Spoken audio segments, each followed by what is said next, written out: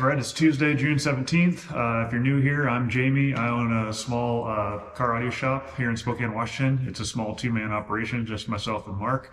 Every week we do an update video on what we're working on, so I'll just kind of walk you through what we got going on this week.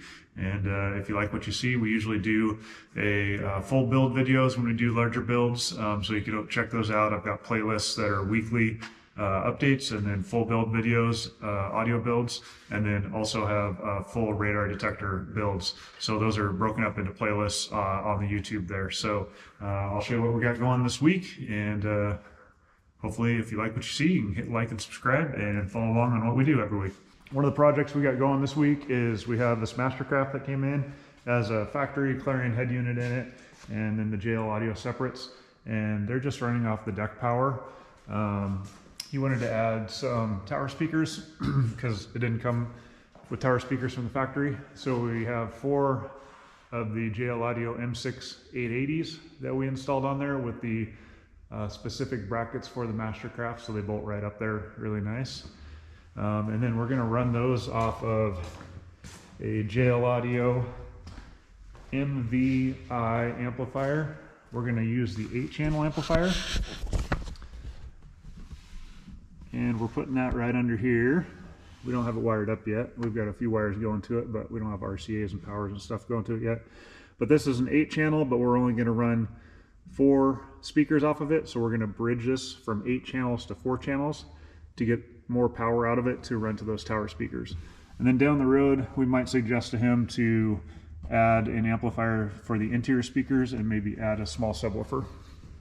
Another project we got going is this little Triumph boat. This customer calls it the milk jug. Pretty cool little boat for runabout. This one I did probably, man, it might have been 15 to 20 years ago. But you can see there's an old Eclipse amp in there, and it's stood the test of time. It's pretty moldy and old. So we're gonna update this thing. We're gonna put a new amplifier in here. We're gonna do a new head unit. You can see the head unit area is pretty nasty. We're gonna get that cleaned up. It just had a single dent in it from 10, 15 years ago. We're gonna do a JL Audio MM105 and build a trim panel there. And then you can see how dated it is. It's got the old MB Marine speakers. We might update those to some new JLs. The rear speakers we may have updated a while back. I think he had some blown ones. Those used to be MB Courts, but we'll probably either match up some JLs or we might put in some new M3s. So we'll see how these sound once we get the new amp in there and the new deck. You can see over in the corner there, we still have the Bronco. That customer's coming to pick it up. They were out of town on a trip, so they're gonna come grab that this next Saturday. That one's all done, and we'll go over that in another video like I mentioned before. But the last project we have going this week is we have this crown line in. This came into us. It had a bunch of older wet sound speakers in it. So we went ahead and traded everything out for the JL M6. So the transom speakers here, we have the 6.5-inch JLs, the M6 series. And all these just went into factory locations that were already cut. They're not the greatest locations from the factory, but have some more M6 6.5s there.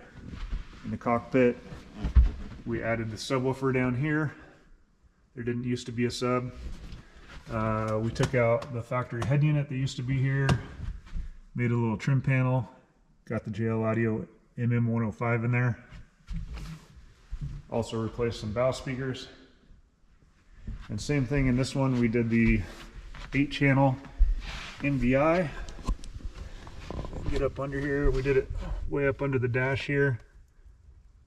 So we have 6 of the channels running the 6-inch speakers, and then 2 of the channels are bridged to the subwoofer. As you can see, we still have the cable plugged into it. We're going to do the tuning today, and it should be all ready to roll. So that's pretty much all we got going on this week. Towards the end of the week, I think Mark's going to take a few days off, but we're getting it seems like the last of the boats out for the season. We usually don't stay too busy with boats after the 4th of July. If somebody hasn't got their stuff in by then, they usually just want to keep it on the lake and then do something in the fall. A couple other projects we got coming up is next week we've got a new 911 coming in for a full Redenzo Ultimate 2.0 kit. The following week, which is 4th of July week, Mark and I are both taking off. So we probably won't have any update videos or anything for that. Week after that, we have a new Escalade V coming in, also for a Redenzo Ultimate 2.0 system. And then I believe after that, we may have a new Raptor R truck coming in for another full big build system, which might be pretty cool. So we're not sure on that one, but hopefully we'll get that one in here. And then we have a couple other small things in the mix. So stay tuned. We should have some cool stuff to show you. And we appreciate you following along, and we will see you on the next one. Thanks.